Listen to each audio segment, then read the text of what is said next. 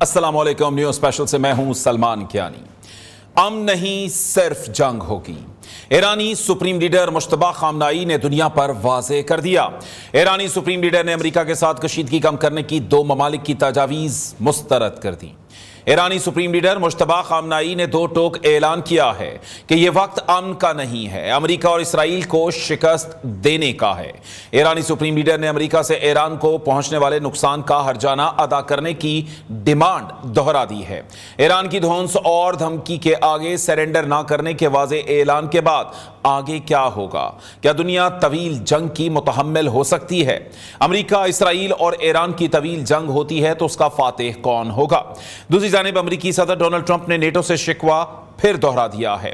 امریکی صدر کا کہنا ہے نیٹو پر اربوں ڈالر خرچ کیے لیکن وہ ہمارے دفاع کے لیے موجود ہی نہیں۔ امریکی صدر کے شکوے کے بعد نیٹو کا مستقبل کیا ہوگا؟ یورپین یونین نے بھی خلیج فارس میں جہاز نہ بھیجنے کا فیصلہ کیا ہے۔ کیا امریکہ ایران کے ساتھ جنگ میں کود کر سنگین حماقت کر بیٹھا ہے؟ کیا امریکہ دنیا کو ایران کے ساتھ جنگ میں جھونک کر راہ فرار اختیار کرنا چاہ رہا ہے؟ دھمکیوں اور اپیلوں کے باوجود دنیا امریکی صدر کی باتوں پر دھیان کیوں نہیں دے رہی؟ کیا امریکہ سپر پاور کا سٹیٹس کھو بیٹھا؟ دوسری جانب بات کی جائے نام نہاد فری بلوچستان موومنٹ کی کہ جس کا پاکستان اور اسلام دشمن چہرہ ایک بار پھر دنیا کے سامنے کھل کر عیاں ہو گیا ہے۔ فری بلوچستان موومنٹ نے ایران پر امریکی اور اسرائیلی حملے کی حمایت کر دی ہے۔ اپنے بیان میں فری بلوچستان موومنٹ نے ایران پر حملے کو جرأت مندانہ فیصلہ قرار دیا ہے۔ جہاں دنیا امریکی صدر کی دھمکیوں اور اپیلوں پر کان نہیں دھر رہی، جہاں 180 سے زائد طالبات کو اسکول پر حملہ کر کے شہید کر دیا جائے، وہاں ایک ذی شعور شخص کیسے مجرمانہ فعل کی حمایت کر سکتا ہے؟ کیا ایف بی ایم ایسے انسانیت دشمن اقدامات کی حمایت کر کے عالمی برادری کی توجہ حاصل کر پائے گی؟ سوالات بہت سے ہیں، ان کے جوابات کے لیے اپنے معزز پینل کی جانب بڑھتے ہیں۔ ہمارے ساتھ موجود ہیں بریگیڈیئر ریٹائرڈ حارث نواز، دفاعی تجزیہ کار، ان کے ساتھ ساتھ بریگیڈیئر ریٹائرڈ راشد ولی جنجوعہ صاحب، دفاعی تجزیہ کار۔ بہت شکریہ آپ دونوں صاحبان نے ہمیں وقت دیا۔ سب سے پہلے راشد ولی صاحب، آپ سے گفتگو کا آغاز کرنا چاہیں گے۔ سر، اب جو معاملات پہنچے ہیں، ایک کے بعد ایک بڑی شہادت کی بھی خبریں آ رہی ہیں، وہیں پر ہم دیکھتے ہیں کہ اسرائیل پر بھی بڑے سے بڑا اٹیک ہوتا جا رہا ہے۔ معاملات کس جانب آپ دیکھتے ہیں کہ کس جانب بڑھتے جاتے ہیں؟ دیکھیں، معاملات کچھ گنجلک ہیں۔ اس وقت ایک ایسیمیٹرک جنگ جاری ہے۔ جو ایسیمیٹرک جنگ ہوتی ہے اس کا خاصہ یہ ہوتا ہے کہ ایک فریق جو ہے وہ لو کاسٹ آپشن استعمال کر رہا ہوتا ہے اور اس کی جو ول ٹو فائٹ زیادہ ہوتی ہے، جبکہ دوسرا فریق کوئی ایسی جو ہائی انٹینسٹی ماڈرن وارفیئر کے ٹول استعمال کرتا ہے اور اس کی جو ول ہوتی ہے وہ اتنی نہیں ہوتی جتنی کہ دوسرے فریق کی ہوتی ہے جو انڈر ڈاگ ہوتا ہے۔ تو اور اس میں نارملی جو آج تک ایسیمیٹرک وارفیئر کی تاریخ ہمیں بتاتی ہے کہ ایسیمیٹری آف ول میں جو ایسا فریق جس کی ول پاور زیادہ تھی، تو بقا کی جنگ جیسے کہ ایران لڑ رہا ہے، تو اس کو کامیابی ہوتی ہے اگر جنگ طول پکڑ جائے۔ اور اس میں ایسے ہی ہو رہا ہے، جو انہوں نے اسٹریٹیجک ازمپشنز کیے تھے امریکہ نے، تو وہ اس کی بالکل ان کو تعبیر ان خوابوں کی نہیں ملی اور وہ اس دلدل میں اس وقت پھنسے ہوئے ہیں، کیونکہ جنگ تو ان کی تھی نہیں۔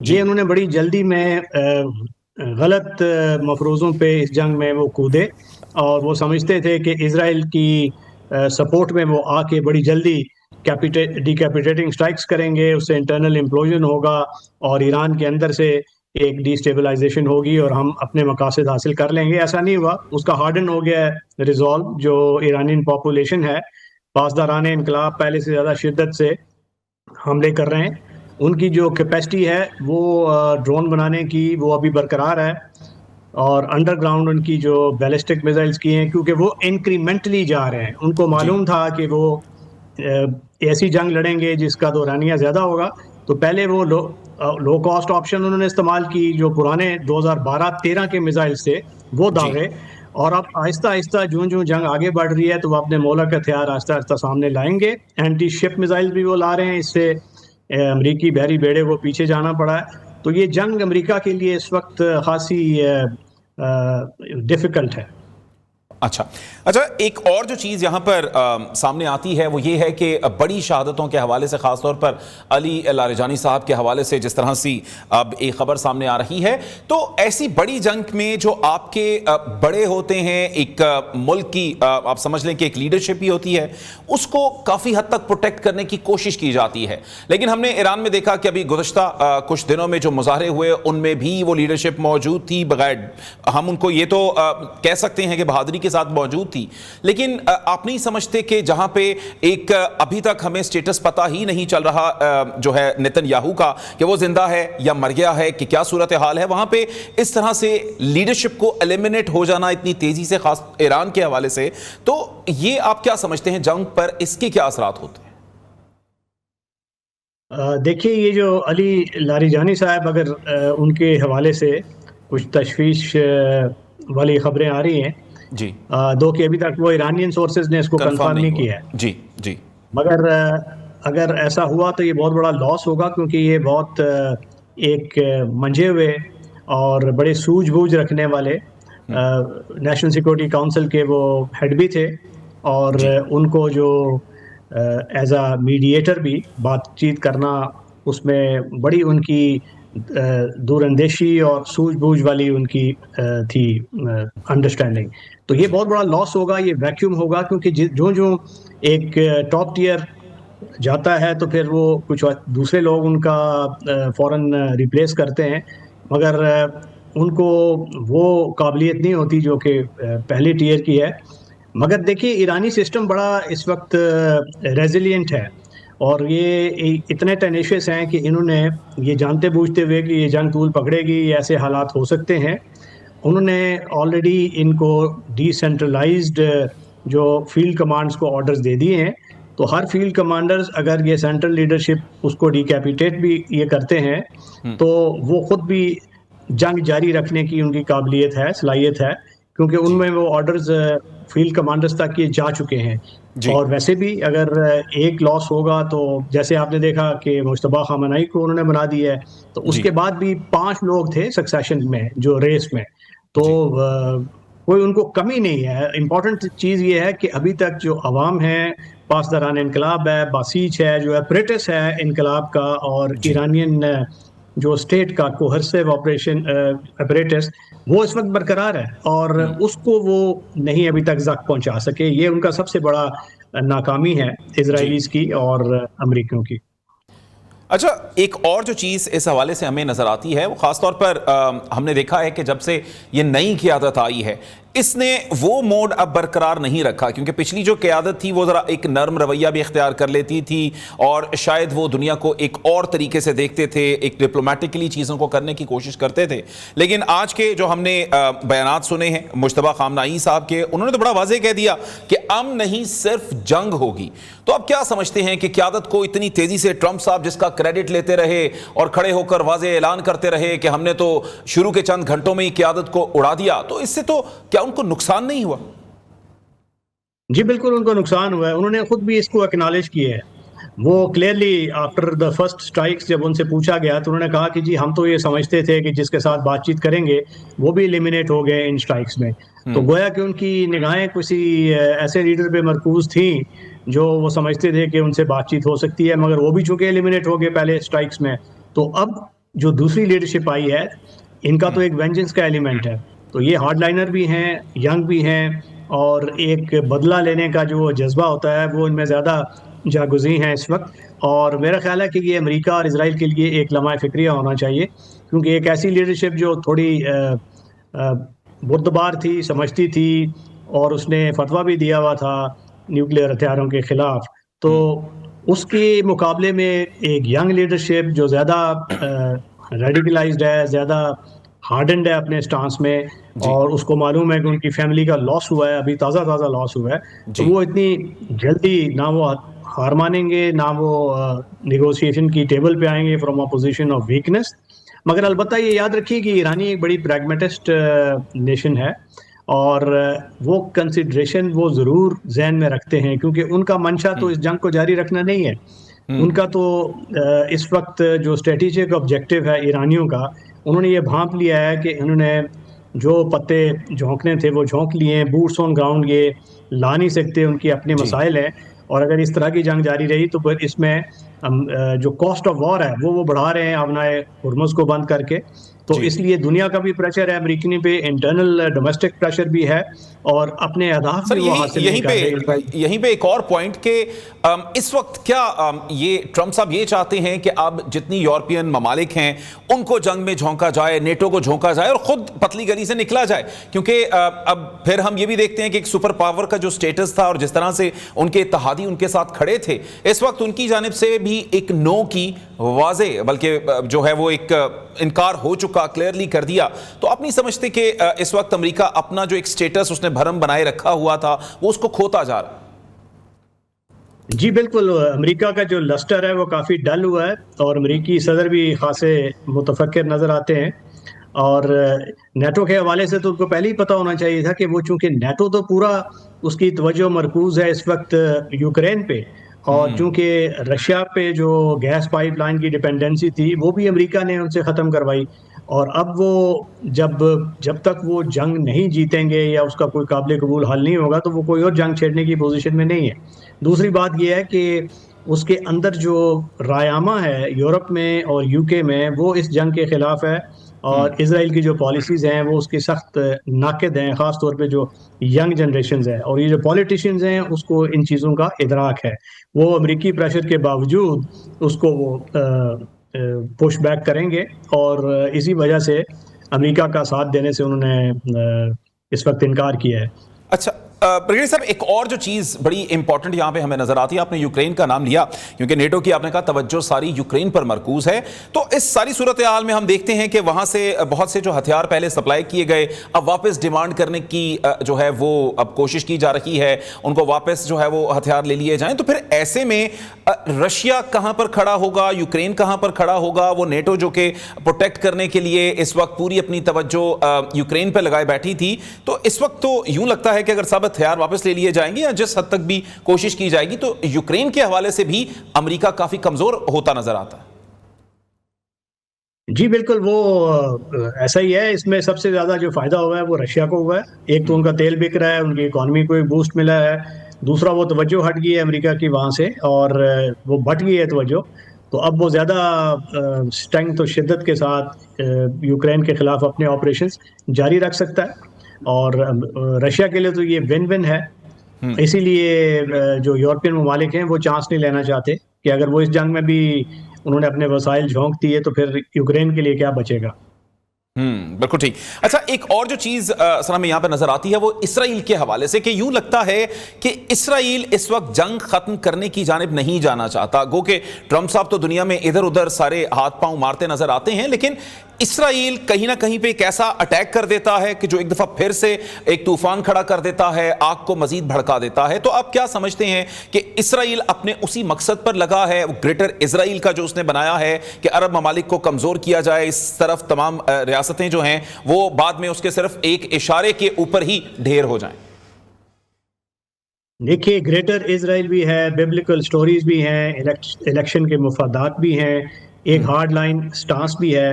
پوری ایک عمر بتا دی ہے نیتن یاہو صاحب نے گریٹر اسرائیل کے کانسیپٹ کے لیے, اور ایران پہ حملے کو یونائٹڈ اسٹیٹس کو کنونس کرنے میں انہوں نے بہت سے صدور کے ساتھ یہ کوشش کی. یہ واحد صدر ہیں جو ان کے دام جو فریب میں آ گئے ہیں, اور اس کے بعد اب آپ دیکھ رہے ہیں کہ وہ کس طرح انہوں نے اس کو جکڑ لیا ہے. ان کا ایک منشا یہ بھی ہے کہ اس جنگ کو جتنا طول دیں اتنا بہتر ہے.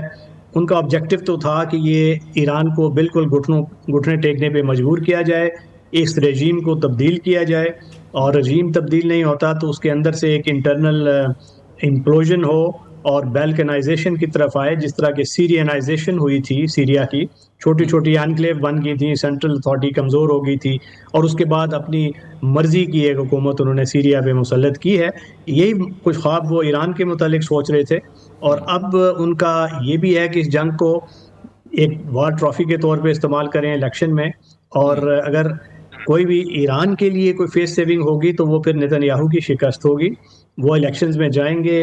الیکشنز میں جانے کا ان کا مطلب یہ ہے کہ وہ الیکشن ہار لیں گے, بیکاز ان کی جو اپروول ریٹنگز ہیں وہ بہت لو ہیں اس وقت, اور ہارنے کا مطلب یہ ہے کہ وہ سیدھا جیل جائیں گے کیونکہ ان پہ جوڈیشری نے کافی الزامات فریم کیے ہوئے ہیں.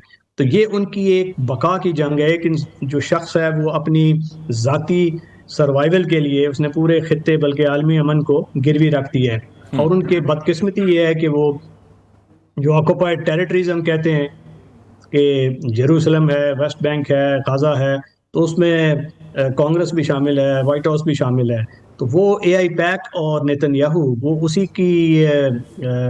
اسی کا راگ الاپ رہے ہیں. یہ بہت بدقسمتی کی ایک بات ہے. جی تو کہ امریکہ کے اندر سے وہ سین آوازیں ابھی اٹھ رہی ہیں، ان کی ایون کے پینٹاگن کے اندر سے یہ ریئلائزیشن ہے کہ یہ بڑے ان ریئلسٹک اہداف تھے جس کے لیے امریکہ کو استعمال کیا گیا. اور امریکہ چونکہ اب وہ آبنائے ہرمز میں اگر اس کو کوئی ڈپلائمنٹ، کبھی وہ کہتے ہیں کہ فلیٹ کو آپ ایسکارٹ کریں، وہ بڑا خطرناک آپریشن ہے. اس کی نیوی نے اس سے اندر جانے سے ابھی تک گریز کیا ہے اور اسی لیے وہ اپنے جی الائز کو پکار رہے ہیں. بوٹس آن گراؤنڈ بھی ایک آپشن نہیں ہے کیونکہ اس کے لیے ان کی پریپریشن نہیں ہے. تو وہ ایک بڑے مخمسے میں ہے اس وقت سر. امریکہ. یہاں پہ اور ایک ایگزٹ اور جو چیز سر قضا کلامی کی معذرت، ایک اور اسی سے جڑی جو ایک اور بات ہے وہ یہ ہے کہ نیتن یاہو، یوں لگتا ہے کہ اسرائیل کا اصل چہرہ نیتن یاہو ہی ہے. اگر وہ جس طرح سے ہم نے دیکھا پے در پے اے آئی کی ویڈیوز جنریٹ کرنا، یوں لگتا ہے کہ شاید ان کی کوئی مجبوری ہے کہ جس پہ، ورنہ تو ایک بڑی چھوٹی سی بات ہے کہ سامنے آ کر ایک چھوٹی سی پریس کانفرنس کر کے وہ بات ختم کرے. تو آپ کیا سمجھتے ہیں کہ وہ کیا واقعی کسی اس وقت، کیونکہ سامنے نہیں ہے، کیا ایلیمنیٹ ہو گئے، کیا ہو گیا ان کے ساتھ، اس حوالے سے کیا آپ سمجھتے ہیں؟ اور دوسری بات یہ ہے کہ اگر وہ نہیں ہوتے تو پھر اس ساری صورتحال میں نتن یاہو کے نہ ہونے سے یہ اسرائیل کی صورت کیا بنے گی؟ دیکھیے، وہ کچھ اطلاعات تو یہ ہیں کہ وہ اپنی سیکیورٹی کے حوالے سے زیادہ ان کو فکر ہے، اسی وجہ سے وہ اس وقت ہائیڈنگ میں ہے. اور کچھ دوسری اطلاعات بھی ہیں ان کی ہلاکت کے حوالے سے، ان کے زخمی ہونے کے حوالے سے، مگر یہ سارا ابھی تک کلیئرٹی کچھ نہیں ہے. بالکل. اور لگ ایسے رہا ہے کہ زیادہ ممکن یہ ہے کہ وہ اس وقت کہیں ہائیڈنگ میں ہوں، چونکہ وہ خاصے پیرانوائڈ ہیں، کیونکہ انہوں نے جو ٹاپ ایرانین لیڈرشپ اس کو ایلیمنیٹ کیا ہے اٹیک کر کے. اب ویسے ہی اٹیک ان کے اوپر بھی متوقع ہے، اس وجہ سے وہ پریشان ہیں. اور اگر وہ ایلیمنیٹ ہو جاتے ہیں تو پھر ظاہر ہے اس وقت ایک خلا ہوگا، اور اس خلا کو کون سا دھڑا پور کرے گا، پھر تو وہ ان کو کسی نیگوسیشن کی طرف ہی جانا پڑے گا، کیونکہ کوئی نئی لیڈرشپ اس شد و مت کے ساتھ آ کے یہ سارے آپریشن جاری نہیں رکھ سکے گی. بالکل ٹھیک. سر آپ کے ساتھ کچھ بات کرنی ہے ہم نے فری بلوچستان موومنٹ کے حوالے سے، کہ جن کی جانب سے امریکہ اور اسرائیل کے ایران پر حملے کی طرفداری کی گئی ہے. یہ کیا صورتحال ہے اور اس قسم کا طرز عمل دنیا کو کس طرف لے جائے گا؟ اس حوالے سے ہم نے کچھ بات کرنی ہے، لیکن ایک مختصر سے بریک کے بعد. ویلکم بیک ناظرین. پروگرام کے سلسلے کو ایک دفعہ پھر سے آگے بڑھائیں گے. بریگیڈیئر ریٹائرڈ راشد ولی جنجوعہ صاحب ہمارے ساتھ موجود ہیں. سر اب ذرا کچھ گفتگو کرنا چاہیں گے. ایک نیا بیان داغا گیا ہے فری بلوچستان موومنٹ کی جانب سے، اور جنہوں نے امریکی اور ایرانی بربریت کی، یہ جو ہے اس حوالے سے ایران پر ہونے والی بربریت کی، یہ اسرائیل کی اور امریکہ کی حمایت کر دی ہے. سر جہاں پر 180 بچیوں کو شہید کر دیا جائے، جہاں پر ہزاروں لوگوں کو بے گھر کر دیا جائے، وہ بھی ان کے پاس کاز ہی کوئی نہیں ہے، اور ایسے میں آپ ان جارے اور تالے آزما قوموں کی حمایت کریں، تو آپ کیا حاصل کرنا چاہتے ہیں اس ساری صورتحال میں؟ دیکھیے، یہ فری بلوچستان موومنٹ تو یہ ایک کلیئر پراکسی ہے بھارت کی، اور انہی سے ان کو فنڈنگ آ رہی ہے، انہی سے ان کو سپورٹ آ رہی ہے. وہ ان کو کوریوگراف کرتے ہیں ان کے آپریشنز کو، اور افغانستان میں ان کو پناہ دیتے ہیں. اور جب چابہار سے وہ دہشت گردی کا سلسلہ جاری تھا تو اس وقت بھی یہ ان کو وہاں سے مدد ملتی تھی. تو یہ تو اپنے آپ کو خود ایکسپوز کر رہے ہیں. یہ تو اب تشتس بام ہو گیا کہ یہ اگر اس کو اپنا حلیف گردانتے ہیں یہ ساری چیزیں دیکھنے کے باوجود جو ایران میں ہو رہی ہیں، تو پھر آنکھوں سے پردہ ہٹ جانا چاہیے ان لوگوں کے بھی جو ان کو سمجھتے تھے کہ یہ کوئی رائٹس بیسڈ موومنٹ ہے. تو یہ کلیئر بھارتی پراکسی ہیں جن کو فتنۃ الہندوستان کہا جاتا ہے. یہ بی ایل اے کی سپورٹ میں سرگرداں ہیں، اور چونکہ اب ان کے خلاف تھوڑا سا وہ نرغے میں لیے جا رہے ہیں اور ہیٹ ان کو جاری ہے، تو اس وجہ سے وہ بوکھلا اٹھے ہیں اور وہ سپورٹ لینے کی کوشش کر رہے ہیں. کیونکہ ان کو معلوم ہے کہ اسرائیل اس کے جو روابط ہیں وہ بھارت کے ساتھ بڑے اسٹرانگ ہیں، اور ایران کے ساتھ جو کچھ ہو رہا ہے اگر وہ اس کو سپورٹ کریں گے تو بھارت سے مزید ان کو جو امداد ملے گی. تو یہ بڑی کوتا اندیشی ہے ان کی، مگر یہ ان کا جو اگلی اور کری چہرہ ہے وہ دنیا کے سامنے بالکل انہوں نے خود عیاں کر دیا ہے. اچھا بھٹی صاحب، یہ اس قسم کی نہ صرف یہ بلکہ اور بھی تنظیمیں جو اسی طرح سے کام کرتی ہیں بھارتی ایما پر کام کر رہی ہیں، اور جب اس قسم کا خاص طور پر جہاں پر ہم دیکھتے ہیں کہ تمام دنیا ہی اس وقت اپنے آپ کو ایک فاصلے پر رکھ رہی ہے امریکہ سے، اسرائیل سے، اور ان کو بار بار کہا جا رہا ہے کہ یہ جنگ ہماری نہیں ہے، یہ آپ کے اپنے مفاد کی جنگ ہے، اور ایسے میں آپ اپنے مفادات ان کے ساتھ جوڑ دیں جو کہ اس وقت مکمل طور پر تمام دنیا کے لیے اور ایک ہی پلیٹ فارم پہ تمام دنیا کھڑی نظر آتی ہے، اس دنیا کی نظروں میں غلط سائٹ پر ہیں، تو کیا یہ حمایت حاصل کر پائیں گے؟ نہیں، میرا نہیں خیال کہ ان کو کوئی پذیرائی ملے گی، کیونکہ دنیا اس وقت اس کا جو ٹالرنس تھریش ہولڈ ہے دہشت گردی کے حوالے سے بڑا لو ہے. اور اگر کوئی کنکلوسیو ایویڈنس جس بھی فورم میں جائے گا، چاہے وہ ہیومن رائٹس کاؤنسل ہو، یو این سیکورٹی کاؤنسل ہو، یا وہ جنرل اسمبلی ہو، تو ان کا کوئی اس طرف بالکل اس کی سپورٹ کا کوئی پاسبلٹی نہیں ہے.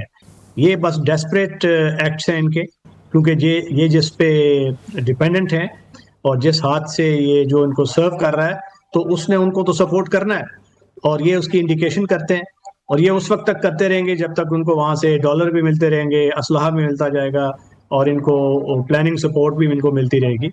تو یہ ان کی اگلی چہرہ ہے. فری بلوچستان موومنٹ کچھ بھی نہیں ہے، یہ ایک جو فرنٹ ہے اس کا بی ایل اے کا، اور ان کے جو روابط ہیں جو ہماری اندرونی کچھ جس کو ہم بلوچ یکجہتی کمیٹی کے نام سے پہچانتے ہیں، تو اس کی بھی ان کے ساتھ روابط ہیں. یہ بہت بدقسمتی کی بات ہے کہ وہ بیانیے جو کہ رائٹس بیسڈ ہونے چاہیے، وہ دہشت گردی کی جو یہ تنظیمیں ہیں ان سے یہ تقویت لیتے ہیں، اور اب یہ اپنے چھوٹے چھوٹے مفادات کے لیے اور بیرونی جو قوتیں ہیں ان کے اشاروں پہ کھیلتے ہوئے ملک کی جو انٹیگریٹی ہے اس سے کھلواڑ کر رہے ہیں، اور لوگوں کی جانیں ان سے محفوظ نہیں ہیں. سب سے بڑی بات تو ہمیں کنسرن ہیومن سیکورٹی کا ہونا چاہیے.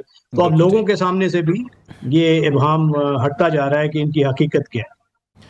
اچھا، یقینی طور پر بی ایل اے اس حوالے سے کیونکہ کافی ان ہوتی نظر آتی ہے، کیونکہ انہی کا یہ ایک چہرہ ہے. پھر ہم بھارت کے دیکھتے ہیں، بھارت افغانستان میں جس طرح سے مداخلت کرتا ہے اور وہی ہینڈلرز بیٹھ کے ان کو ہینڈل کرتے ہیں. تو سر، ان کو کس طرح سے ہم سمجھتے ہیں کہ پینلائز کیا جائے، کس طرح سے ان کا کلا کما کیا جائے، ہم ان ناسوروں سے جان کیسے چھڑوا سکتے ہیں؟ اور ایک اور بات میں چاہوں گا آپ وہ بھی اس کے ساتھ جوڑ دیں کہ جس طرح سے ہم دیکھتے ہیں کہ اس وقت ایران پر حملہ کیا جا رہا ہے، اس کے آئل ریزروز کے اوپر نظر رکھی جاتی ہے، تو بلوچستان میں کیا انٹرسٹ ہے بڑی قوتوں کا پاکستان سے علیحدہ کرنے کے لیے، کہ وہ کیا مقاصد اچیو کرنا چاہتے ہیں؟ کیونکہ ایک عام آدمی جو شاید ان کو کسی نہ کسی طور پر مظلوم کی حیثیت سے دیکھتا ہے، تو ان کو بھی پتا چلے کہ اس کو پاکستان سے پیچھے ہٹانے کے اصل مقاصد کیا ہیں کہ بلوچستان پاکستان کا حصہ نہ رہے. دیکھیے، یہ تو بہت پرانا جیو پولیٹیکل کھیل ہے جی، جس میں بہت سے بدقسمتی سے ہمارے ایسے ممالک ہیں جن کا نام لینا مناسب نہیں ہے، جو اپنے شارٹ ٹرم کمرشل مفادات کے لیے پاکستان کی کوسٹ کو ان وائبل رکھنا چاہتے تھے. جی، اس میں ہمارے کئی تصویراتی حلیف ہیں جو اس وقت سفارتی نزاکتوں کو سمجھتے ہوئے ان کا نام لینا مناسب نہیں ہے. وہ بھی اس کوشاں تھے کہ یہ علاقہ ڈی اسٹیبلائز رہے تاکہ وہ چین سے جو اقتصادی راہداری ہے وہ وائبل نہ ہو سکے. تو یہ شارٹ ٹرم جیو پولیٹیکل مفادات کی گیم ہے، اور اس بڑے کھیل میں بلوچستان پس رہا ہے. اور یہ جو لوگ ہیں جنہوں نے ہتھیار اٹھائے ہوئے ہیں، نام یہ گریوینسز کا لیتے ہیں، اور گریوینسز ہوں گی، وہ ہر جگہ ہے، پنجاب میں بھی ہے، کے پی میں بھی ہے. بلوچستان کی حوالے سے کیونکہ وہاں ڈیولپمنٹ کا تھوڑا سا وہ اسٹیٹ کا پریزنس کم تھا، تو ان لوگوں کو پنپنے کا موقع مل گیا، ان کے بیانیے کو خریدا گیا، اور خرید کے اب ان لوگوں کو استعمال کیا جا رہا ہے.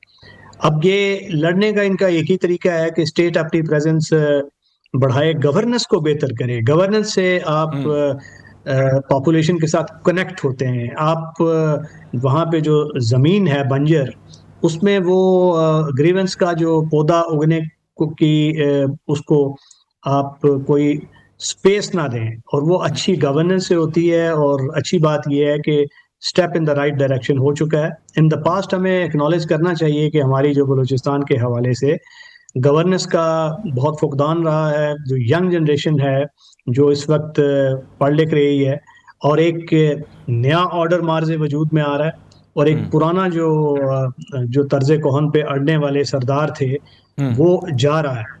تو جس طرح کہتے ہیں کہ new has not been born while the old is refusing to die. تو اس کشمکش میں وہ ایک کانفلکٹ انہیرنٹ ہے. تو اس میں بڑی کنسسٹنٹ پالیسیز، گڈ گورننس کی ضرورت ہے جو اس وقت بلوچستان کو دی جائے. اور دوسرا جو کہ انکوریجیبل ایلیمنٹس ہیں، جو کہ وائلنس کا راستہ اپنایا ہے، اپنوں کا خون کیا ہے، ان کے لیے کوئی کوارٹرز نہیں ہے. ان کو آئیڈینٹیفائی کیا جائے ہیومن انٹیلیجنس سے بھی، ٹیکنالوجیکل مین سے بھی، اور ان کو مکمل صفایا کر دیا جائے. ان کے لیے تو کوئی کوارٹرز نہیں.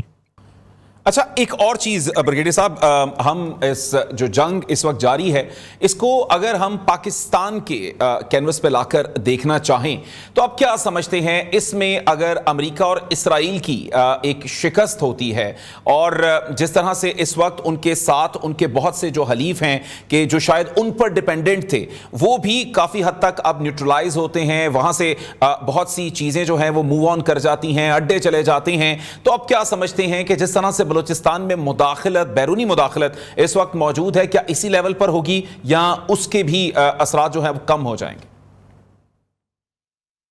یہ بہت ڈیپینڈ کرے گا ہمارے اپنے رسپانس سے بھی کہ ہم کتنا ایفیکٹولی یہ کاؤنٹر ٹیررزم جو ہماری کیمپین ہے، کس کنسسٹنسی، کس ریزولو کے ساتھ اور کس یونٹی آف پرپس کے ساتھ ہم اس کو کنکلوڈ کرتے ہیں.